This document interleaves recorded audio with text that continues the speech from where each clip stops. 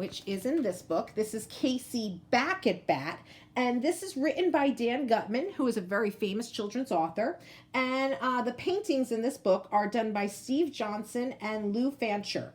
Now, this is going to take that same poem and expand it a bit, okay? And you're going to see that there are some things that are very similar to the original poem in this one, and then we're going to see that there are definitely some differences too, okay? And you'll see in the assignment we do this week, you're going to explain kind of what you see that's similar and different. All right, so Casey Back at Bat. I'm sure you've heard of Casey, the baseball world sensation, whose famous strikeout lost a game and stunned a hopeful nation. Well, if you think that tale was sad, sit down, let's have a chat, and I'll tell you all a story I call Casey Back at Bat. 'Twas the last game of the season, with Mudville tied for first. The players fought all summer for a pennant they did thirst. But Rutland shared the lead as well. The team stood face to face. To the victor, fame and fortune. To the loser, second place. With Mudville down 3 runs, let me do that again. With Mudville down 3 runs to 1, it was the final inning. 2 men were on, but 2 were out. There seemed no hope of winning. Yet they would not surrender. Their motto, never quit. Mighty Casey grabbed his bat. It was his turn to hit. His arms, his legs, his neck, his lips, his teeth had muscles too. They rippled from his little toe up to his eyes a blue. He sneered, he snarled at Mudville's foes. They threw the fans a smirk. Some ladies found him handsome. Some thought he was a jerk.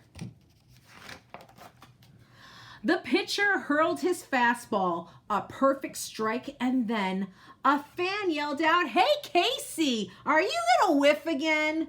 The runners took their places. Once more the pitcher threw. He nipped the outside corner. The ump cried out, "Strike 2." Again, the pitcher gripped the ball and gave a forceful fling. Casey brought his bat back and decided he would swing. He swung so hard it sliced the air. It echoed, then it cracked, when much to everyone's surprise, the ball our hero whacked. That shot might go 500 feet, one bleacher creature reckoned. "I showed 'em," cackled Casey as he rounded first and second. The Mudville fans began to cheer, a roar that started growing as they watched the ball go over the wall, and then it kept on going. It soared by hills and valleys, ever higher in the sky, past houses, farms, and villages, so swiftly did it fly. It crossed the great Atlantic where it almost struck a bird, but Casey didn't have a clue, for he was rounding third. In Italy, an artist thought he'd made his masterpiece with a painting of a tower and some flowers and some geese. He had to start all over when the baseball changed the scene, and this, you see, shows perfectly why leaning towers lean. All right.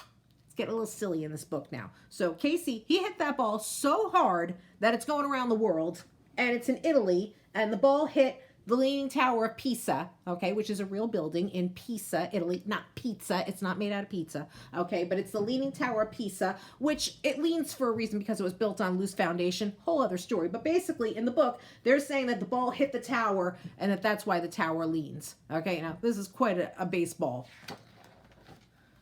In Egypt, 3 small children were engaged in some hijinks when a baseball zipping past them knocked the nose right off the Sphinx. It ricocheted to where they played and almost hit those kids, but instead it zoomed right past them and straight up the pyramids. All right, so yeah, the ball went to Egypt now and knocked the nose off the Sphinx. Okay, it's getting a little silly now.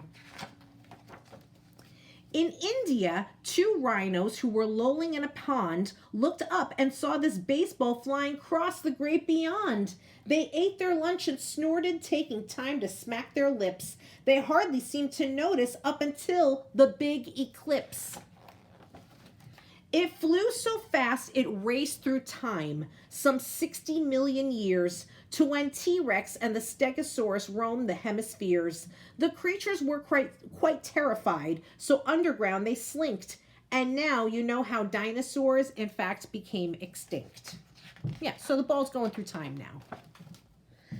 In the depths of outer space, an astronaut named Janet shrieked, "Eureka! I have found it! I've discovered a new planet!" Her partner took a look and told her, "Janet, in your dreams, I've yet to see a planet sewn together at the seams." Meanwhile, back in Mudville, total strangers hugged and kissed. Casey crossed the plate and told reporters, "It's all in the wrists." He hadn't been this happy since the moment of his birth, but from the upper atmosphere, the ball returned to Earth. Uh-oh.